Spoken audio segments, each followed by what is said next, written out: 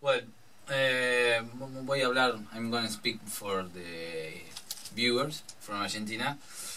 Como todos conocen, estoy acá con Ovidiu Patrascu, que es uno de los mejores jugadores de Europa, mejor conocido como Ovvy.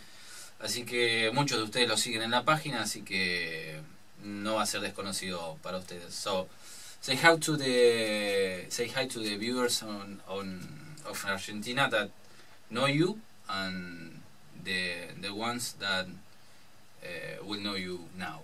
So say hi. Hello, it's a pleasure for me to be here at this interview. Thank you, Patán, for the invitation. Okay, no problem. Well, say your achievements that you have. Well, I think my most important achievements are being European champion in 2012. I've also won an online Warsaw Games event in 2008 and several international events. I'm also vice world champion at FIFA 13 last year at ESWC. Okay. Well, now we were participating in Electronic Sport World Cup that is finished with being champion. How do you feel in this tournament? Well, I played, I think, at least decent in the group stage. I had a solid game, and it was a hard group. I think it was one of the hardest groups from the event, but I managed to qualify, even though I did a mistake and unfortunately qualified second, so I had a harder bracket than if I had qualified first. And about your game that you were playing, you are satisfied?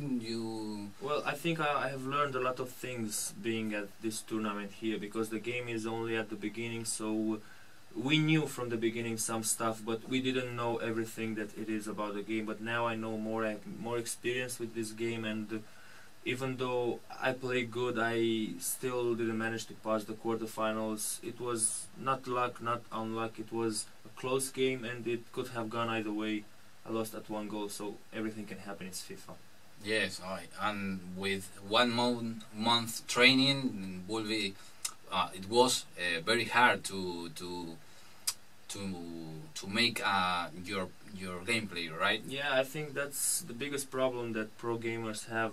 At the beginning, they do not know what to choose at the game, because it's just out, it's 1 month, you don't have any international events until now, so you don't know what to test.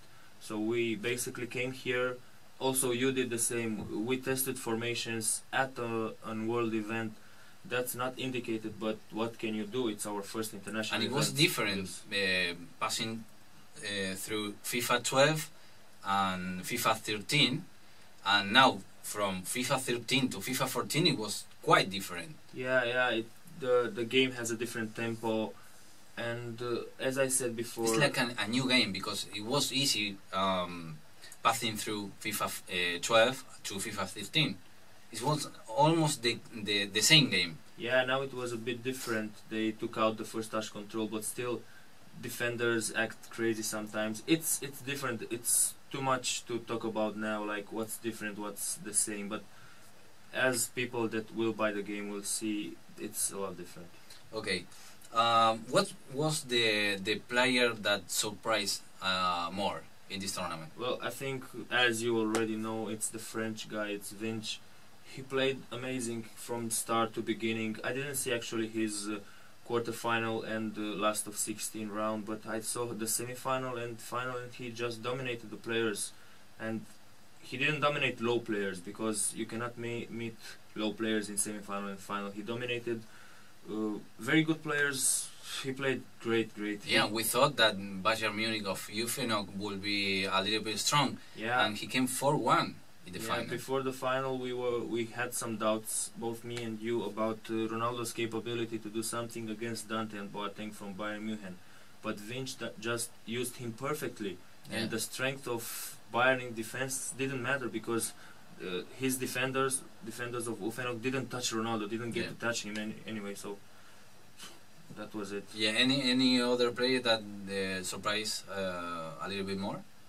I don't know if the other French guys were surprises, Kekenyo and Antox. They were good players, and and they all have the same style, I think. You've seen a lot of the skills and movement of the players, not the conventional gameplay. Yeah, well, usually at a world event you tend to play slower, a lot of possession, and take your time in building the game, but they did that only in their own half, and then immediately in the opponent's half they started playing fast. Fast, skill moves, and very inventive, a lot of imagination for them in attack. That was the thing that made the difference, especially for Vinch. Okay, and the last words of the players, what about the Spank? Well, groups are very hard here in ESWC. That's a thing that everyone has to know, and his group was maybe as hard as mine. You were in his group. It was a very difficult group, and as you said me after you played versus him, he was the only player that surprised you, like, in a good way, that played a good pressure game and everything. But as you can see, you cannot win all the time, and it's hard. 8 players in a group, when all 8 players are good, it's hard. Yeah, I think he had a good result against good players and bad result against poor players, or I think middle players. Unfortunately, I think that was his problem. He played very good against the top players of the group, and then against the medium players from the group, I don't know what happened with him. I saw he lost against the Norwegian guy, Ridland. Normally it shouldn't happen. In 2-0, I think he lost. Yeah, 2-0, He had a very bad start. He had 2 losses and 1 draw after his start 3 games, so that's very bad. It's very hard to come back.